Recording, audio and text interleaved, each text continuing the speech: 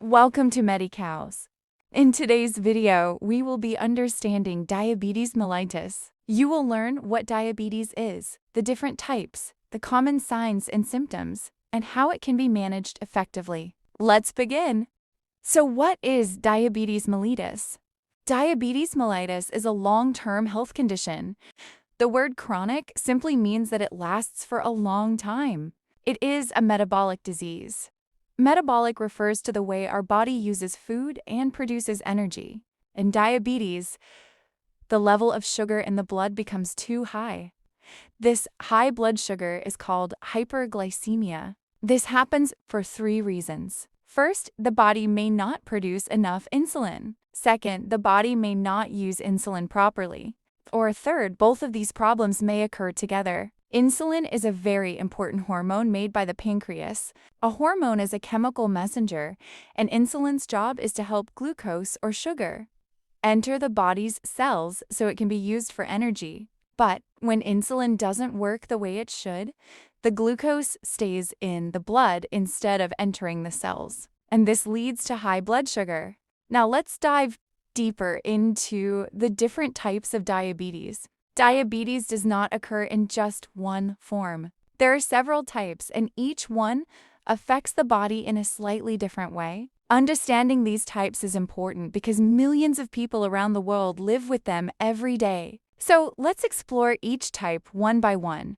Let's look at the main types of diabetes. First, we have type 1 diabetes, also known as insulin-dependent diabetes. Type 1 is an autoimmune disease. The word autoimmune means the body's own immune system mistakenly attacks the insulin-producing cells in the pancreas. Because of this, the body produces little to no insulin. People with type 1 diabetes need insulin injections for their entire life. This type usually appears in children and young adults. Next is type 2 diabetes, which is the most common form. In type 2, the body becomes insulin resistant. This means the cells do not respond properly to insulin. Sometimes, the pancreas also produces less insulin. Type 2 diabetes is strongly linked to obesity, lack of exercise, unhealthy eating habits, and family history. It is usually managed with a healthy diet, regular exercise, oral medicines, and in some cases, insulin. There is also type 3 diabetes, also known as gestational diabetes. This type occurs during pregnancy.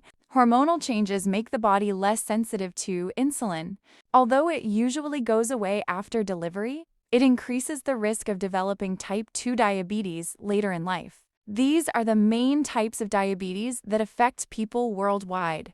Now let's understand how normal blood sugar regulation works. Our body keeps our blood sugar levels stable with the help of 2 important hormones, insulin and glucagon. A hormone is simply a chemical messenger, and both of these hormones are produced by the pancreas. First, let's see what happens after eating. When we eat food, carbohydrates in the food break down into glucose, which is a type of sugar. This glucose enters the bloodstream and our blood sugar level starts to rise. In response, the pancreas releases insulin. Insulin acts like a key. It helps the glucose enter our muscles, fat, and liver cells so the body can use it for energy. This brings the blood sugar level back to normal. So remember, insulin lowers blood sugar. Next, let's look at what happens between meals or during fasting. When we haven't eaten for some time, our blood sugar level drops. To correct this, the pancreas releases another hormone called glucagon. Glucagon tells the liver to release the stored glucose back into the bloodstream. This raises the blood sugar to a normal level again, so glucagon works opposite to insulin. It raises blood sugar. Finally, the body maintains a constant balance, also known as homeostasis. Homeostasis means keeping internal conditions stable. Insulin decreases blood sugar and glucagon increases it. Together, they prevent our blood sugar from going too high or too low. Signs and symptoms of diabetes. Early signs of diabetes can help in preventing long-term complications. Common symptoms include increased urination, excessive thirst, and sudden weight loss. Other signs may be fatigue, blurry vision, and delayed wound healing. Classic symptoms, the 3 Ps. Polyuria, frequent urination. Polydipsia, excessive thirst, polyphagia, excessive hunger. General symptoms: unexplained weight loss, fatigue and weakness, blurred vision, slow healing wounds or cuts, frequent infections, skin, urinary tract, fungal infections. Neurological symptoms: numbness or tingling in hands and feet, diabetic neuropathy. Skin changes: dry skin and itching, dark velvety patches on the neck, armpits, or groin. Acanthosis nigricans, commonly seen in type 2 diabetes. Understanding causes and risk factors. Type 1 diabetes. Cause: autoimmune destruction of pancreatic beta cells. Body mistakenly attacks its own insulin-producing cells. Leads to little or no insulin production. Risk factors: family history of type 1 diabetes, genetic factors, genes, viral infections suspected, for example, Coxsackie virus. Other autoimmune diseases. Environmental triggers, type 2 diabetes. Causes: insulin resistance, body cells stop responding properly to insulin. Gradual reduction of insulin production, strongly linked to lifestyle and metabolic factors. Risk factors: obesity or being overweight, sedentary lifestyle, lack of exercise, unhealthy diet, high sugar, high fat foods. Family history of diabetes, age greater than 40 years, but now increasingly seen in younger people. High blood pressure or high cholesterol, PCOS in females, stress, and poor sleep. Let's understand how diabetes is diagnosed. The first test is fasting blood sugar, also called FBS. Fasting means you do not eat or drink anything except water for 8 to 12 hours. A normal FDS is less than 100 milligrams per deciliter. If it is between 100 and 125, it is called prediabetes. If it is 126 or above, it indicates diabetes. The second test is random blood sugar, or RBS. This test can be done at any time of the day. If the value is 200 or more, along with symptoms, it suggests diabetes. The next test is HbA1c, also known as glycated hemoglobin. Let me explain this term. Glycated means sugar-coated. So this test measures how much sugar is attached to your blood cells. It shows the average blood sugar of the last 3 months. A value of 6.5% or higher means diabetes. The fourth test is the oral glucose tolerance test, or OGTT. In this test, you drink a glucose solution and your blood sugar is checked after 2 hours. If the 2-hour value is 200 or above, it indicates diabetes. Early diagnosis helps prevent serious complications, so understanding these tests is very important. Now let's look at the potential complications of diabetes. Complications mean long-term health problems that happen when high blood sugar keeps damaging different parts of the body. The first complication is retinopathy. Retina means the light-sensing part of the eye, and pathy means damage. So, retinopathy is eye damage, which can even lead to blindness. Next is nephropathy. Here, nephro means kidney. So, nephropathy is kidney damage, which can progress to kidney failure. Another major complication is neuropathy. Neuro means nerves. Neuropathy causes numbness, tingling, and can even lead to serious foot ulcers. Diabetes also increases the risk of heart problems, including heart attacks and coronary artery disease. Uncontrolled diabetes can cause diabetic foot ulcers, which are painful wounds on the feet that heal very slowly. People with diabetes are also more prone to infections such as skin infections, urinary tract infections, and fungal infections. Dental and gum diseases are also more common because high blood sugar affects oral health. Finally, diabetes can cause sexual dysfunction in both men and women due to nerve and blood vessel damage. This is why controlling blood sugar is extremely important to prevent these serious complications.